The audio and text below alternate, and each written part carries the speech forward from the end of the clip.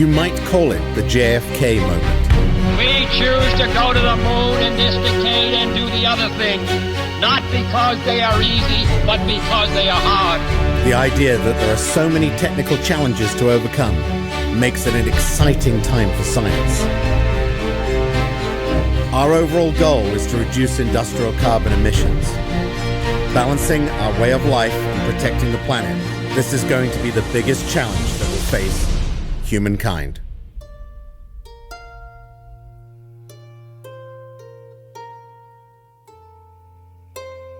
Many of the things that we make are made from carbon. Polymers, pharmaceuticals, food products, food additives, personal care products. In some shape or form, some component of them often comes from petroleum. But I think if we stop using petroleum and instead we focus on taking CO2 and converting it into those, one of the things we need to do is change the conversation from carbon is bad to carbon's an opportunity. Rice is all about what I would call technology transfer. It is taking concepts and ideas that seem very good on the chalkboard or very good in small laboratory test tubes, and then transforming that into a real viable industrial process. All the real elements that we need to make rice successful exist in a very, very short space in South Wales. We are surrounded by the industry that could genuinely make a difference.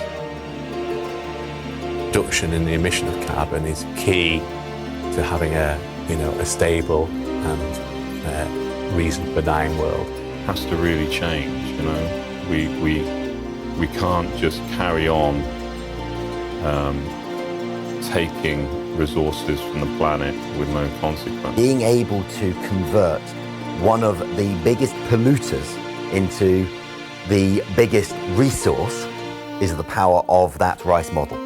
The impact of rice will change the way of thinking and saying, this is possible, and let's extend it to our other areas. In a firm step in the ground that says, well, actually, that doesn't have to happen. All the doom and gloom that we hear across the news about, we're going to have massive storms and big droughts and huge, the world's going to turn into a giant desert, all this kind of doom and gloom. Rice is a bold step forward to say, well, actually, we've got technology. We're humans. We're quite clever, actually, when we break it all down. We can fix these problems. I like to think that as an engineer, as a scientist, hopefully we leave the world in a better place than the way in which we found it. And if we do that, fantastic.